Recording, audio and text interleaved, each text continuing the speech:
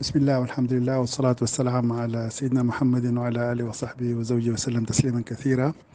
أنا دكتور خالد علي لورد، من منظمة مهاجرون بلا حدود، وهي منظمة انترناشونال مسجلة لدى الاتحاد الأوروبي، وتنشط من كما هو واضح من مسماها، يعني في مجالات الهجرة المختلفة وإدماج المهاجرين.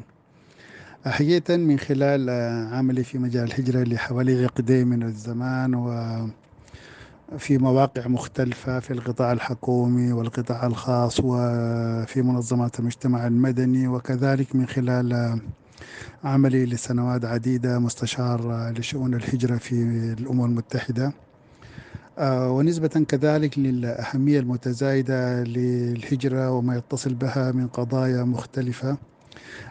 كنت درجت أنه أشارك في العديد من الورش والمحاضرات ومنتديات والمؤتمرات داخل السودان وخارجه يعني. وكذلك أيضا كنت يعني نشط مع كثير من منظمات المجتمع المدني بقصد التعريف بقضايا الهجرة والتحذير أيضا من قضايا تهريب المهاجرين والإتجار بالبشر، الراح ضحية نفر كريم من أبناء الوطن يعني، وأيضا من شباب الدول الأخرى يعني. فكان رفع الوعي بمخاطر هذه القضايا، الهجرة غير النظامية وتهريب المهاجرين والإتجار بالبشر، يعني واحدة من القضايا التي دفعتني يعني للمشاركة في هذا المجال مع الكثير من المنظمات. الآن جائحة كورونا، نسأل الله أن يرفع البلاء والوباء عن جميع خلقه يعني وبلاد المسلمين، بقى عائق إنه الناس تلتقي في محاضرات ومنتديات مباشرة. فلذلك ارتأيت أن يعني أقوم ببعض التسجيلات، عسى ولعل أن ينتفع بها البعض. يعني حقيقة التسجيلات دي يعني المستهدفين منها كل الذين يعملون في ملف الهجرة على مستوى الحكومات يعني، وكذلك منظمات المجتمع المدني والطلاب والدارسين والباحثين في المجال. نسأل الله أن يكون هنالك يعني تفاعلنا إن شاء الله من خلال الموقع الجديد اللي حننشئه، وإن شاء الله يكون في يعني تواصل وتفاكر وتفاعل حول القضايا المطروحة بما يكون فيه خير وفائدة للجميع إن شاء الله.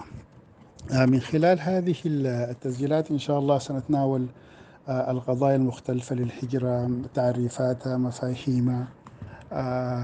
حنتكلم أيضا عن قضايا تهريب المهاجرين والإتجار بالبشر، اقتصاد الهجرة والهجرة والتنمية.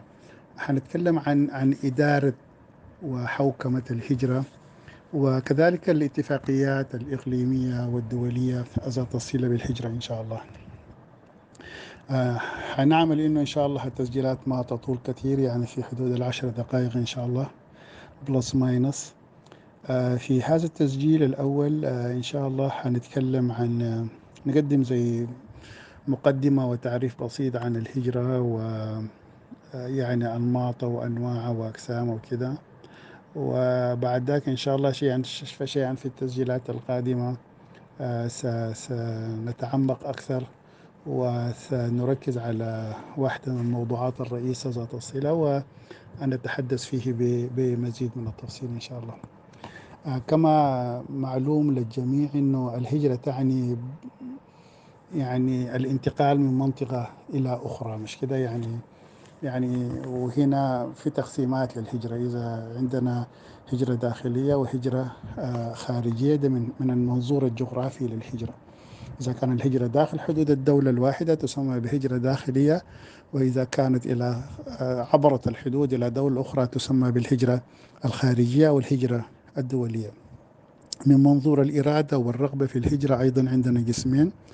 عندنا هجرة طوعية اللي هي دي يعني الهجرة الطوعية، سواء كان داخلية أو خارجية، وسواء كان نظامية أو غير نظامية. أيضا ممكن تكون حتى النظامية ممكن تكون بين قوسين يعني عن غير النظامية غير الشرعية، وممكن تكون أيضا طوعية. والقسم الثاني من المنظور بتاع الإرادة والرغبة الهجرة القسرية. عندنا هجرة طوعية وهجرة قسرية. الهجرة القسرية ممكن تكون داخلية اللي هو ما يعرف بالنزوح، وهجرة قسرية دولية اللي هي تسمى باللجوء. إذا كانت الهجرة طوعية دي هجرة، إذا كانت قسرية تسمى لجوء. الهجرة القسرية مثلا الزول بيضطر، يعني انت ما بتكون عندك رغبة في الهجرة، ولكن في ظروف معينة تضطرك للهجرة. فيما يتصل بالإضطرار الهجرة خاصة اللجوء، انت بتكون في سبب مقنع كافي يخليك تتحرك، خوفا على نفسك، خوفا على روحك، خوفا على عرضك وكده. يعني البحث عن الأمن هو بيكون الدافع الرئيسي وفقا لاتفاقية جنيف الخاصة باللجوء. آه، من ناحية قرآنية أيضا، يعني إحنا القرآن أيضا يشجع على الهجرة حقيقة. يعني تقريبا معظم الآيات الجازت صلة بالهجرة كان بتحث الناس على الهجرة والحركة. يعني مثلا في الآية 100 من سورة النساء قال سبحانه وتعالى بعد أن أعوذ بالله من الشيطان الرجيم بسم الله الرحمن الرحيم: ومن يهاجر في سبيل الله يجد في الأرض مراغما كثيرا وسعة، ومن يخرج من بيته مهاجرا إلى الله ورسوله ثم يدركه الموت فقد وقع أجره على الله. وكذلك في الآية 56 من سورة العنكبوت قال سبحانه وتعالى: يا عبادي الذين آمنوا إن أرضي واسعة فإياي فاعبدون. وكذلك في الآية 9 من سورة الحشر: والذين تبوأوا الدار والإيمان من قبلهم يحبون من هاجر إليهم.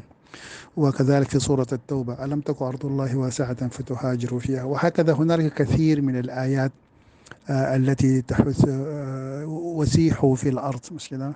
في سورة التوبة الآيات كثيرة التي تحث على الحركة.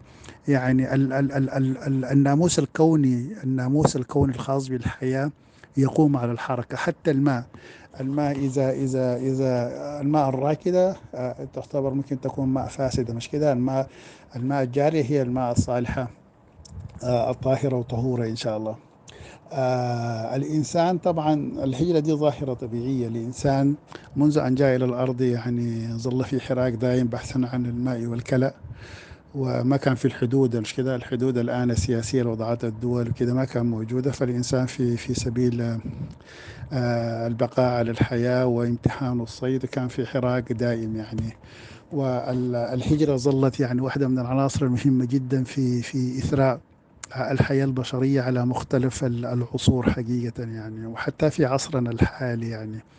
ولا يضيرنا أن الهجرة الآن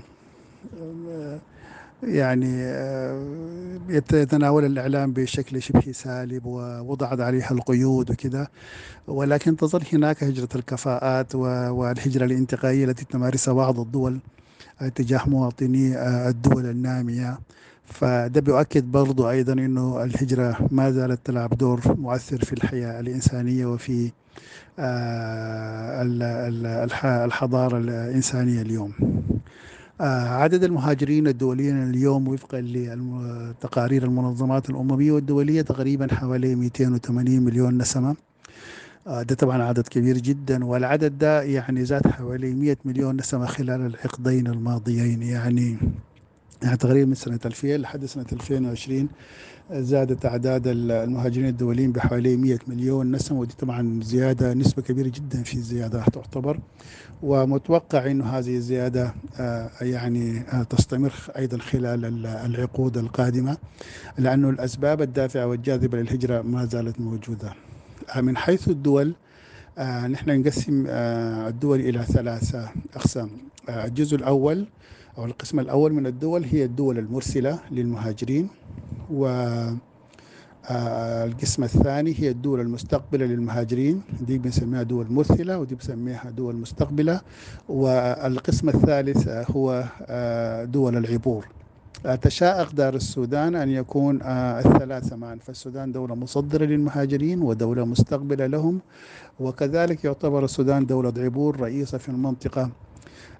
يأتيه المهاجرون النظاميون غير النظاميون من دول الجوار عبر السودان، منه إلى ليبيا ومنه عبر المتوسط إلى أوروبا. الأسباب الدافعة والجاذبة للهجرة أسباب كثيرة. فيما يتصل بالأسباب الدافعة، هي تلك الأسباب التي تدفع بالإنسان إلى ترك وطنه، يعني أرباط أسباب مرتبطة بوطنك اللي اسمها بوش فاكتورز. منها أسباب اقتصادية، منها أسباب اجتماعية، منها أسباب بيئية، منها أسباب أكاديمية، وكذلك أسباب أمنية اللي هو في حالات اللجوء كده. والأسباب الجاذبة في الدول المستقبلة اللي هي دي البول فاكتورز بتكون مرتبطة بالدافع بتاعك. يعني إذا أنت خليت بلدك لسبب اقتصادي، دائما السبب الجاذب في البلد المقصد بيكون سبب اقتصادي. يعني أنت إذا بتبحث، ما عندك شغل، بتبحث عن وظيفة، بتكون هناك في وظيفة اتعرضت عليك، أو ماشي تبحث عن وظيفة. إذا مرتبك ضعيف مثلا، عندك وظيفة لكن مرتبك ضعيف، أنت هناك بتبحث في البلد المقصد عن مرتب أعلى، وهكذا دوالي.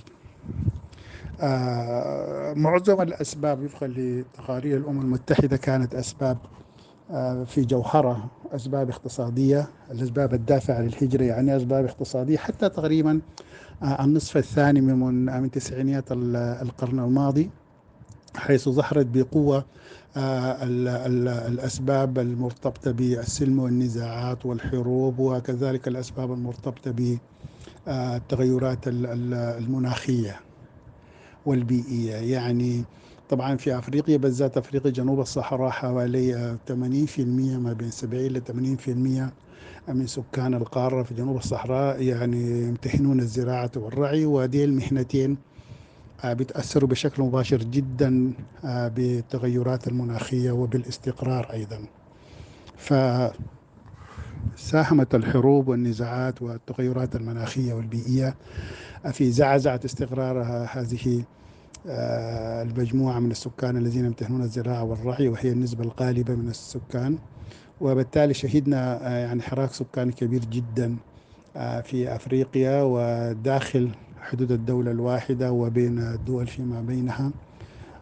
فدي تقريبا الأسباب بشكل رئيسي الدافعة والجاذبة للهجرة في السودان وفي القارة الأفريقية. أنا أكتفي في هذه الحلقة الأولى بهذا التسجيل. شاكر ومقدر لحسن استماعكم، وإن شاء الله نلتقيكم في تسجيل قادم حول قضية أخرى من قضايا الهجرة. شكرا جزيلا. خالد لورد.